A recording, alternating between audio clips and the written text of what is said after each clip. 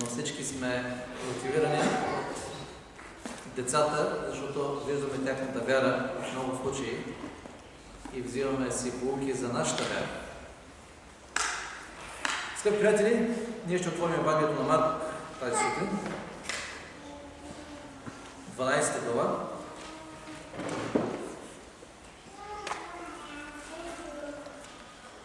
И ще прочетем от 28 до 34 стих. Марк 12 глава, 28 до 34 стих. Един от книжниците, който дойде и ги чу, когато се препираха, като видя, че им отговори добре Исус, го попита: коя е първата заповед от всички? Най-важната заповед. Първата заповед. Ние знаем отговора на Исус, знаем положението на историята, но текстът от тук ни казва ясно, че някой е решил какво да прави с Исус. Какво да направи с Исус?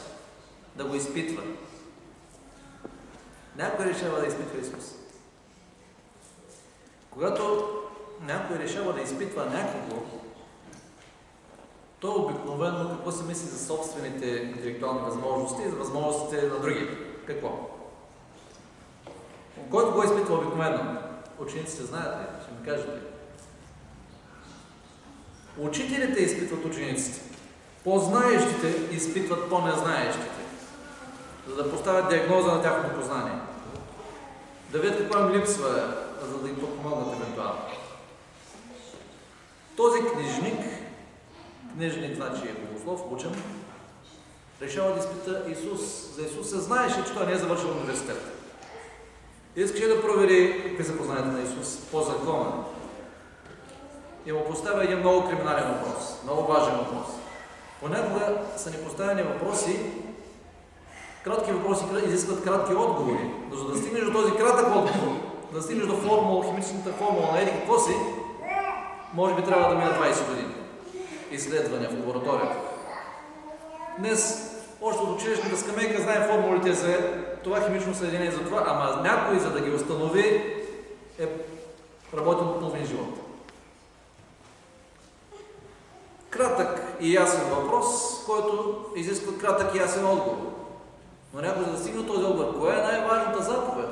Сред Божите заповеди би трябвало много да знае. Исус отговори.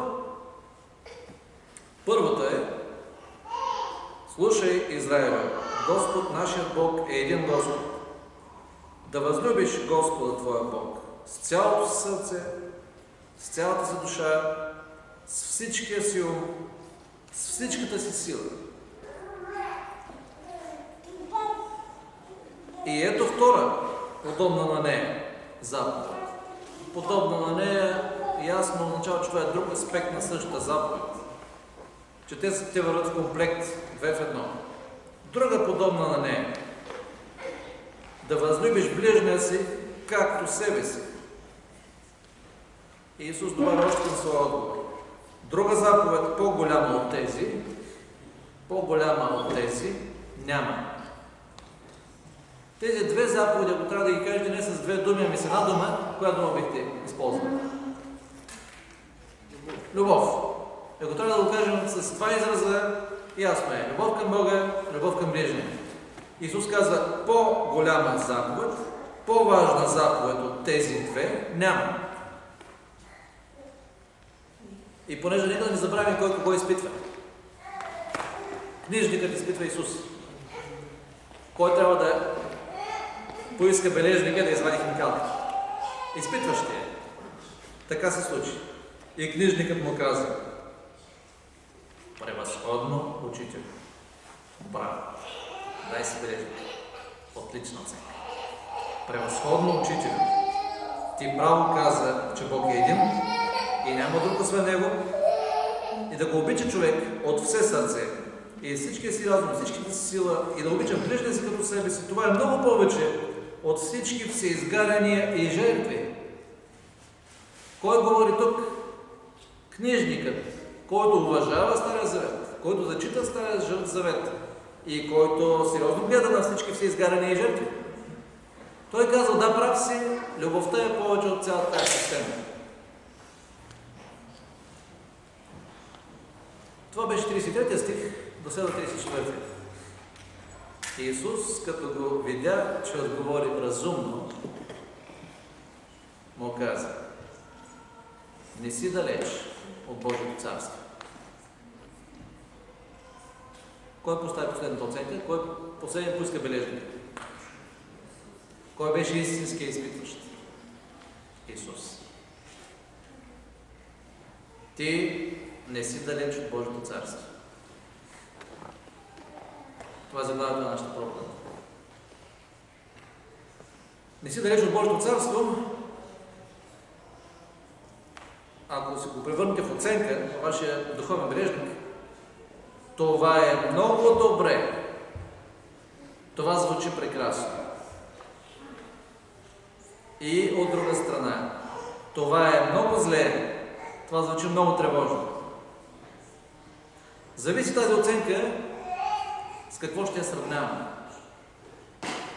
Да си дошъл до Божието царство е супер. Това е толкова добре, че само можеш да бъдеш благодарен и радостен за това. Обратно, да си близо до Божието царство е толкова трагично, че това ти съсипва живота. Затова сега ще видим в следващите минути кое е хубавото и кое е лошото на това да си близо до Божието царство. Драги приятели, понякога ние също решаваме да изпитваме някого. Да, защото ние сме по-умни. Ние сме по-духовни. Ние сме по-праведни. Ние по-ги разбираме нещата. Ние четем повече Библията. Ние познаваме повече от на Божието. Ние ходим повече от църква. От някой там, когато сега можем да поизпитаме малко. Защото учение номер 17, той може би не го знае точно, като нас. Може би ако накараме да начертая схемата на 2300 денонощия, не ги знае, не я знае точно колко нас. Може би не знае точно какво казва Елън Уайт на 147 страница от еди коя си книга. И ние започваме да си мислим, че можем да седнем да го изпитваме. Я кажа, учителю, но в същия момент този човек, когато ние сме ще да изпитваме, може би не изпитва нас. Или може би Бог не изпитва нас.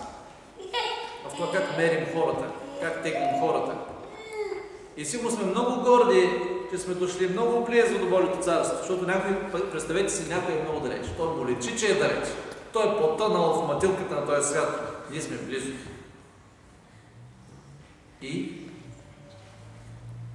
И после? Затова нека да видим какво означава да си близо. Библията ни говори за две противоположни царства, скъпи приятели. Ние ги знаем и двете. Те си имат свои закони, те си имат свои господари. Единият е господар на живота, царя в Божието царство, другият е князът в този свят.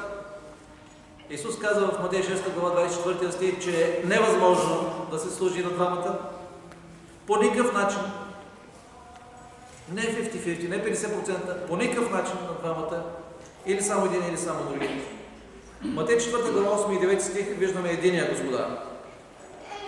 Пак го заведе дяволът на една много висока планина и му показва всички царства на света и тяхната слава и му казва: всичко това мога да ти дам, ако паднеш да ми се поклониш. Исус не отричаше правата на дявола на този свят и той го наричаше, сам Исус го наричаше князът на този свят.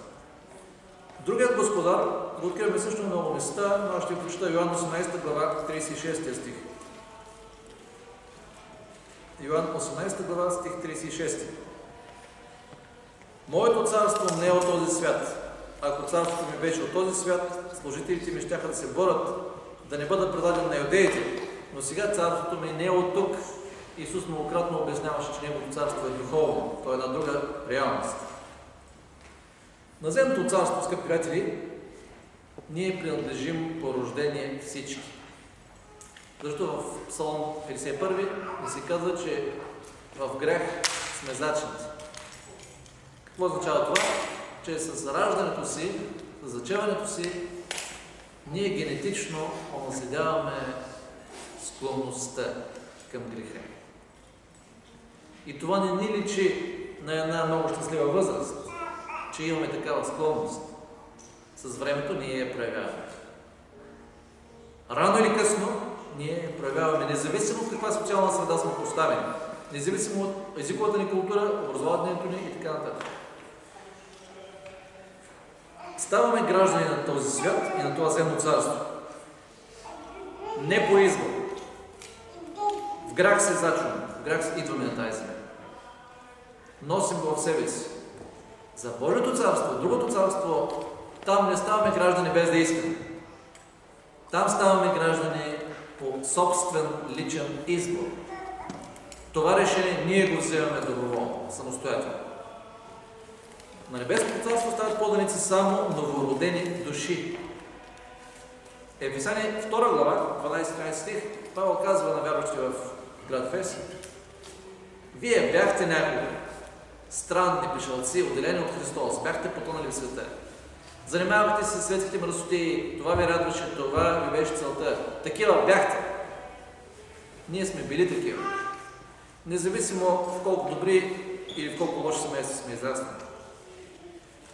Поданиците на Божието царство сега практикуват друг начин на живот, базиран върху други принципи.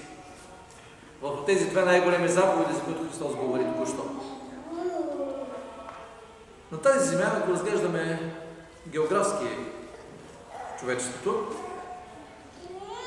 има територии, има държави, има съюзи между държави, има големи и силни държави, има малки и по-слаби държави.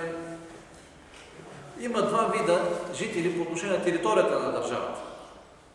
За някои казваме, те са от вътрешността и някои казваме, че са от покрайнините. Някои са някъде почти на границата. Едно е да си в Петрич или в Ахелой, Тинко, Шабла, Видин. Друго е да си Пловдив, на Пъпе, на България. Каква е разликата? Разликата общо не се проявява в друго време, освен във време на опасност. Представете си една война, една инвазия. Влиза някаква войска в нашата държава. Кои са първите жертви? Не онези в Пловдив, в София. Защото когато някой ти прегази границата, първите жертви са тези по покрайнините, тези по границите, пограничните жители. Пограничните жители, които живеят накрая, те са поданици в едното царство, в едната държава, но много често те знаят езика, порядките, културата на другата държава, която е на две педи оттатък. Хора от Тутракан, Русе, Видин, всички говорят освен български, знаете ли какво още? Румънски, разбира се. Хора от Благоевградско и така говорят македонски перфектно. Ходят да се пазарят някъде оттатък. Южната граница е турски. Прескача Турция, защото това е просто съседния град. Някакъв съседен град в Турция. През границата. Нека да оставим сега физическия смисъл на измеренията и да се върнем в духовния смисъл на измеренията. Ако някой живее на ръба на Божието царство, той е много близо и с половината крак, с един крак в другото царство. Исус каза за този спорт, че той не е труден. Исус какво каза? Вече го цитирахме. Той е невъзможен. Приятели, когато човек е далеч от Божието царство, това е, разбира се, най-лошото състояние. Кога един човек не само, че не е близо, не само, че не е вътре в Божието царство, но той е далеч.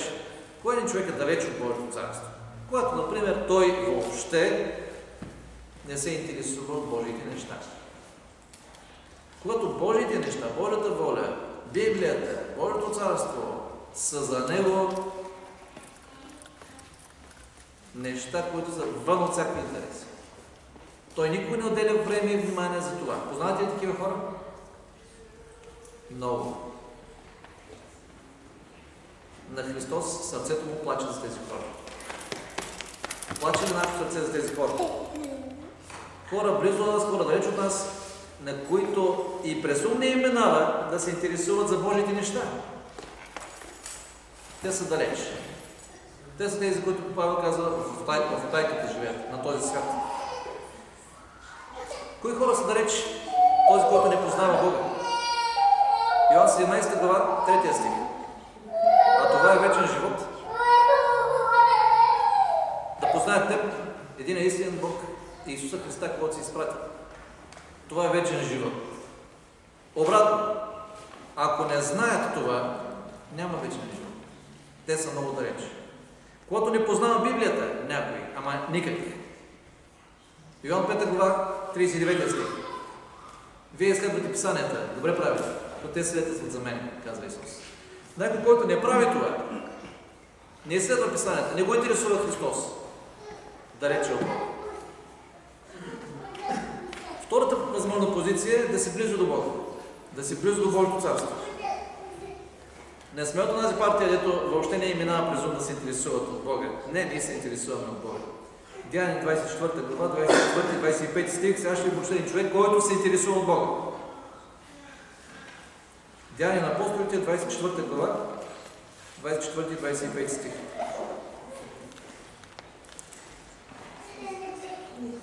След няколко дни Феликс дойде с жена си Друзила, която беше юдейка. Един смесен брак. Римлянин и юдейка. И прати да повикат Павел, от когото слуша за вярата в Исус Христос. Какъв е Феликс? Съпруг на вярващ човек, на вярваща жена. Юдейка.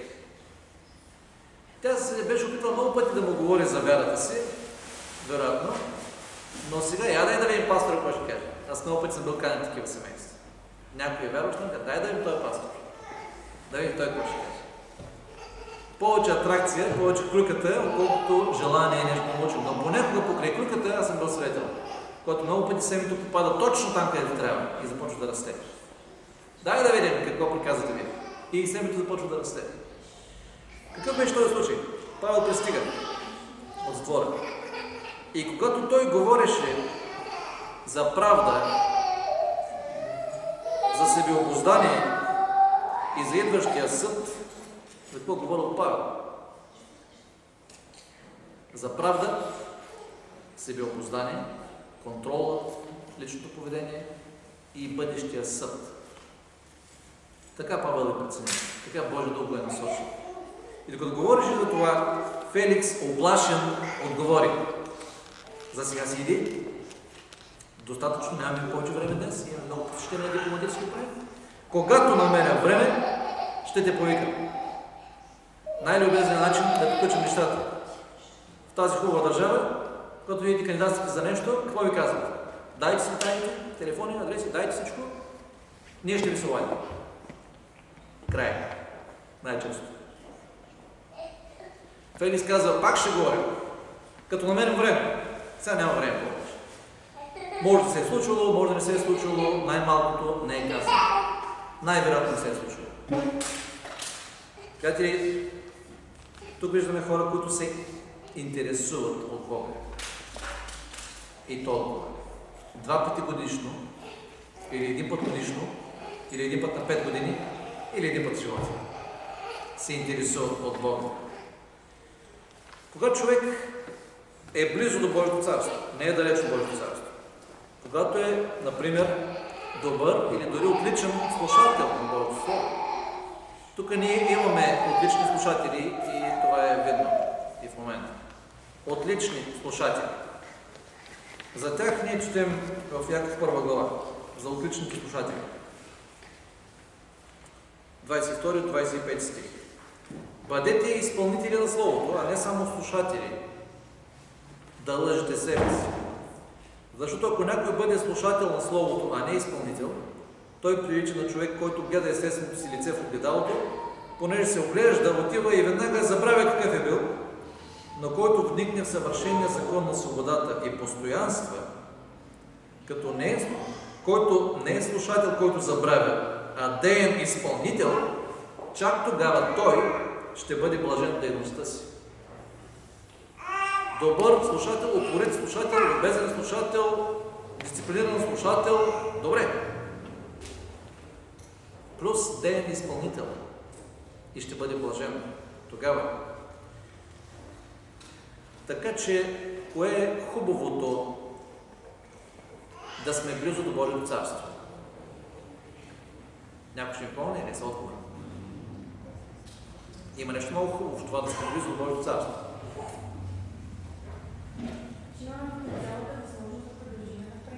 Даже още не си мисля за това. Само самия факт, че сме близо до Божието царство, кое му е хубаво? Че бихме могли да бъдем далеч, защото някои са далеч. И ние сме били далеч и сме станали близо, което е прекрасно. И да бъде слава на Бога. Ако някой от нас е близо до Божието царство и е бил някъде в миналото, близко или далечно минало, далеч, аз сега искам да кажа слава да бъде на Бога. Това, че ти, аз сме били далеч, много далеч и сега сме поставени близо. Това само Бог може да направи. Кое е лошото да си на една педя от Божието царство? Това, което ли казвам. Ама ти не си вътре, приятел. Нали разбира за какво говорим? Говорим на български. Ти не си вътре. Това е чудесно, че си бил далеч, сега си дошъл близо. Лошото е, че ти не си влязъл вътре. Ти си много близо до гарата, има точно 3 секунди до тръгването на влака, но ти имаш път 3 минути. Нямаш си представа колко си близо, много добре ще видиш колко вагони има влака, но няма да качиш нито един от тях. Кое е лошо да сме близо? Проблемът е, че никой не е казал, че сме вътре. Тогава, щом като пограничният жител се поставя в един огромен риск, дели го от другото царство една рампа, една педя, един знак, един мост, една бариера. В духовния смисъл това означава бягай от границата. Нямаш място на границата. Да живееш живота си на границата, това е най-опасното приключение, което може да си избереш. Има два типа погранични жители, когато говорим за този модел хора, погранични жители. Погранични жители от църквата и погранични жители вън от църквата. И аз искам да кажа две думи за всеки от тях. Има хора, които са погранични жители, но живеят в света. И които са много близо до границата на света, т.е. са големи ценители на Божието царство. Те много обичат Бога. Те много обичат църквата. Те участват в църковните мероприятия. Ако църквата нещо го прави, те са на първата редица. Ако трябва да съберем пари за евангелизиране, те дават пари за евангелизиране. Ако някой трябва да даде време и енергия, те отиват и работят. Ако трябва да се говори за Бога, те отиват и го правят. Но те не искат да се обвържат с Бога и с църквата. Аз познавам много мили хора, които са готови да се бият за църквата, да я защитават, които се приемат за адвентисти, например, християни. Но винаги, когато нещата опрат до решение, ще се обвържим ли, ще поемем ли ангажимент, те не искат да го правят. И минават 2 години, 5 години, 15 години, 20 години. Така в моя роден град имаше един възрастен човек, с който бяхме приятели, Инбай Борис, с който станахме много добри приятели. Въпреки голямата разлика в възрастта, аз много обичах да общувам с възрастни хора. Той идваше редовно на църква, но като ви казвам редовно, нали разберете какво значи редовно? Той обичаше Бога и даваше ясни сигнали за това. По-късно той здравословно закъса много и аз започнах да се грижа за него. Децата му не се грижиха за него. Ние ставахме все по-близки и аз понякога опитвах да натисна малко, по-приятелски. Но той не искаше да се обвързва с Бога. Защото понякога имаше неща в този свят, които въпреки неговата възраст много му харесва. Например, разговорите с неговите набори по някои въпроси. Те вече не можеха да правят друго, освен да си говорят за някои неща, но си говориха за неща, които Исус не би искал да чуе. И болестите му се засилваха, и годините му се трупаха, и той, видите му си отиваше. И в същото време много искаше да се спаси. И понякога плачеше в разговорите, защото искаше да се спаси да влезе в Божието царство. Но в същото време не искаше да се обвържи напълно, защото след обяд се виждаше с своите приятели и продължаваха там, където бяха спряли вчера. И понеже той наистина беше приятел, аз много съжалявам за него, защото той така приключи живота си. До последния момент. Бог знае, аз не поставям етикети до мен. Кой е спасен, кой не е спасен. Бог знае, но видимо от човешката гледна точка и анализи, той приключи така. Живя на границата и приключи на границата. Брати и сестри, хора от света, които много обичат църквата и много обичат Бога, но не правят крачката на обвързването с Бога. Вторият тип погранични жители са хора, които са вътре в църквата.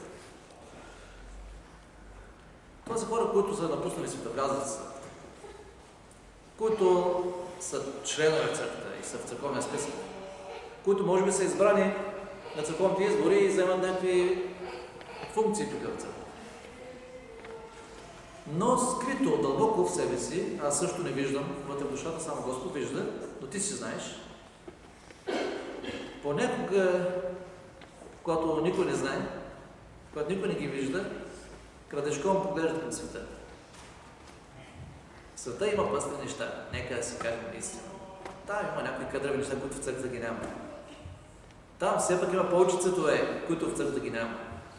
Там има повече развлечения и повече авантюра, в църквата ги няма. И колкото по-често сърцето ни прескача навън, ние се оказваме изведнъж, че живеем една педия от света. Нищо, че сме в църковен списък. Нищо, че ходим на църква. Ние сме от пограничните жители, които са отвътре бариерата и са от другата страна. Тези хора, Библията има изключително много примери за тях. Когато стане ясно кой е, те се оказват не от църквата. Тогава пада маската и се оказва, че те са играли някаква маскировка, някаква драма. Те са участвали в театър. Красив театър, наистина. Излезеш пред брата и сестрите, казваш, скъпи брата и сестри, нека прочнем един стих. Старейшината пита, има ли сега поздрав, стих за поздрав, вдига ръка, казва, ето има и хубав стих. Божията благодат да бъде с вас. Супер. Много хубаво играем този театър. Кой си? Наистина. Така че да съм близо до Божието царство е много хубаво и е много лошо. Бихте ли искали лекаря да ви каже, ти си почти здрав? Да, ако си бил много болен. Много болен. И сега той ти казва, че ти си почти здрав. Музика за това слух. Да, обаче винаги си бил здрав. Винаги си пращавал здраве. И той ти казва, виж, ти си почти здрав. Не ми казвай такова нещо. Ти си почти здрав. Има ли такива хора между нас, аз не знае. Но аз ви давам този сигнал от Божието Слово. Един човек отива да изпитва Исус, а той е изпитван от Исус. Исус накрая му казва, с теб нещата са много добре и са много зле. Ти си познавач на Библията, ти си книжник, не си като ние хора там в джунглата. Това е много добре. Ама ти си толкова зле, че ти всъщност не си в Божието царство. Нека си припомним няколко примера от Библията, няма да ги чета, само ще ви ги маркирам. Съдбата на хора, живели близо до Божието царство.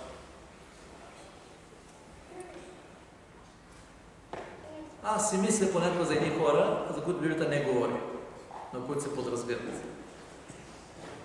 Дърводелците на Ной. Това съоръжение, този кораб или ковчег, както искате го наречете, не можеше да бъде направено от един човек с тесличката. Не знам дали е имало дърводелци. Дали е имало работници? Да. Вероятно да. Но ако е имало, колко години Ной гради това съоръжение? 120 години. Какъв строеж? 120 години. И докато там си чукат с теслата, и Ной сигурно работи, и синовете му работят, и майсторите, Ной от време на време, като съберат хората, уния симпатични, ето, зепачите. О, как върви? Потопа наближава ли? Има ли? Пада ли? Гледам дъжд. Няма още дъжд, ама ще стане ли? Почват да му правят изречение. Сигурно Ной оставяше кислата, инструмента, бързва плътта, се обръща към хората, защото те бяха с предимство. И започва да им говори отново. За Бога, който не лъжи. За Бога, който е правда. И за Бога, който е казал, че ще има потоп и значи ще го има.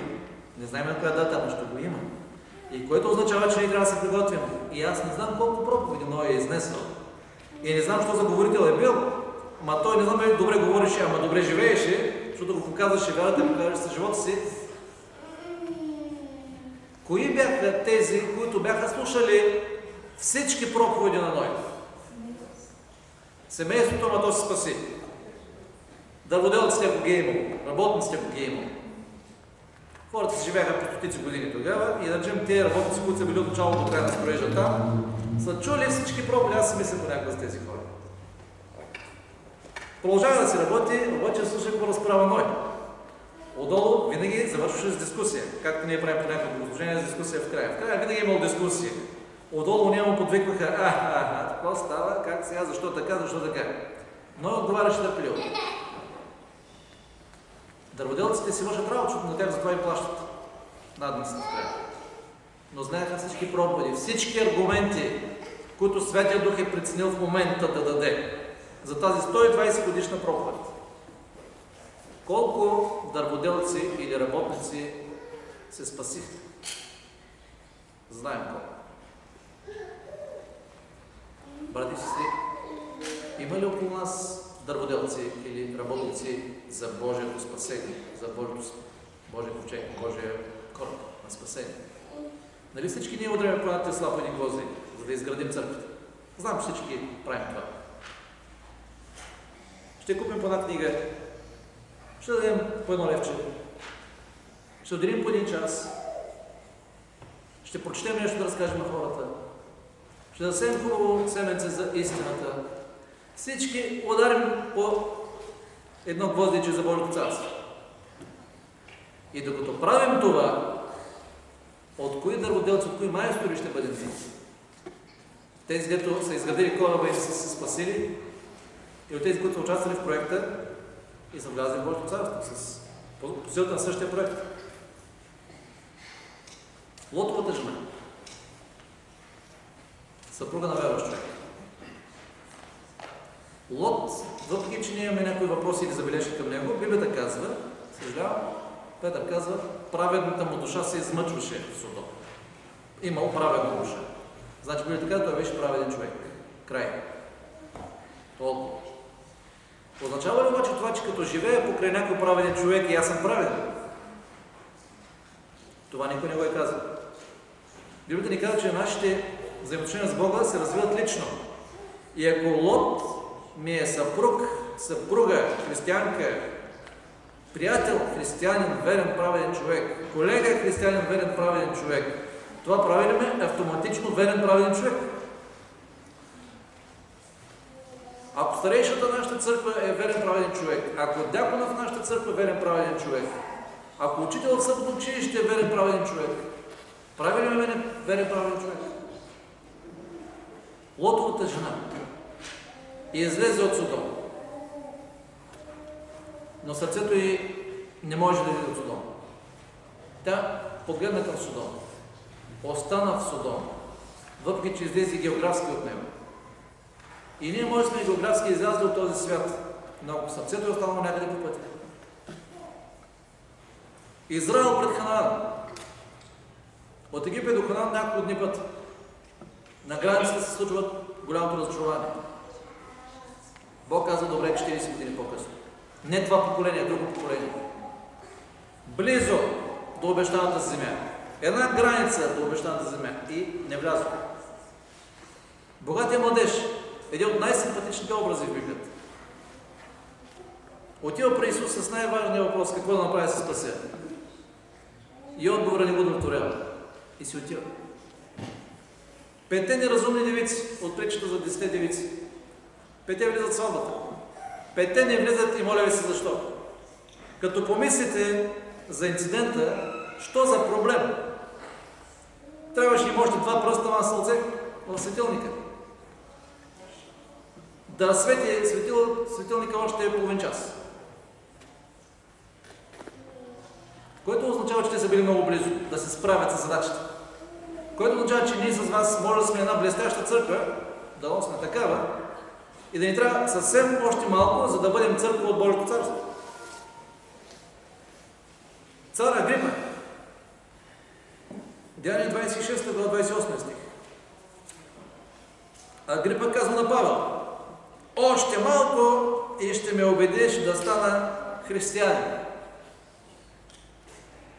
На първ поглед, когато някой ти каже нещо такова, звучи много обнадеждаващо. Без малко, значи почти ще стана християнин. Напротив, нищо обнадеждаващо. Много е трагично. Той ти казва, няма да стане. Той това ти казва. Само ще го казва любезно. Казва ли са ви хората? Това, дето говорите, той да го проповядате много разумно. Той е много добро.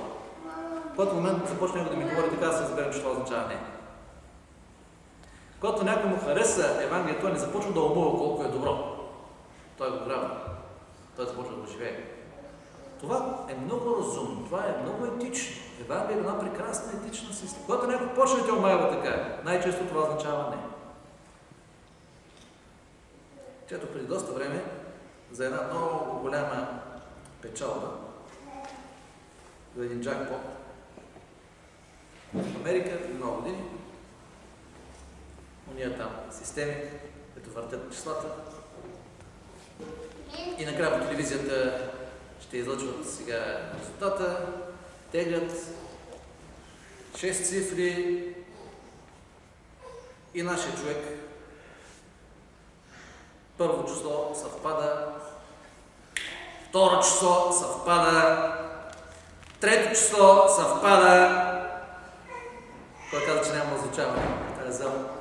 Пето число съвпада. Чакам, ако смях. Знаете какво ще стане? Човек получава инфаркт в такъв случай. Шесто число съвпада. И е различна серия. Различна буква. Материална илюстрация. За това да си близо. Кога човек е вътре, не очаквайте да ви почне нещо, което никога не сте чували. Чували сте. Но аз ще приключа с този текст. С този текст. Коя беше основната проповед на Исус? Заглавието на неговите семинари. Божието царство. Ако помислите за кой Исус най-много е проповядвал, той е проповядвал най-много за Божието царство. Винаги казваше, Божието царство ще се прилича на еди класи и почва да разказва нещо. А пък проповедта, в която най-много говори с Божието царство, е неговата учредителна проповед, първата документирана проповед от Матей, 5-6-7 глава, така наречената планинска проповед. И поздрав, с който той поздравява всички добре дошли в Божието царство, ние наричаме това блаженствата. С блаженствата ще приключим. Матей 5 глава, 3 до 12 стих. Кои са вътре? Блаженни бедните по душа. Защото е тяхно Божието царство. Те не са близо въобще нещо такова. Тяхно. Блажени скърбящите, те ще се отишат. Блажени кротките, защото те ще наследят земята. Само синоним на Божието царство. Блажени, които гладуват и жадуват за правдата, те ще се наситят. С какво? Това, с което гладуват и жадуват. Правдата. Тук има ли е? Тази съвършената Божията.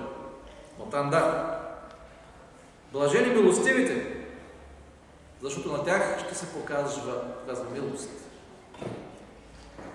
Блажени чистите по сърце. Те ще видят Бога. Синоним на Божието царство.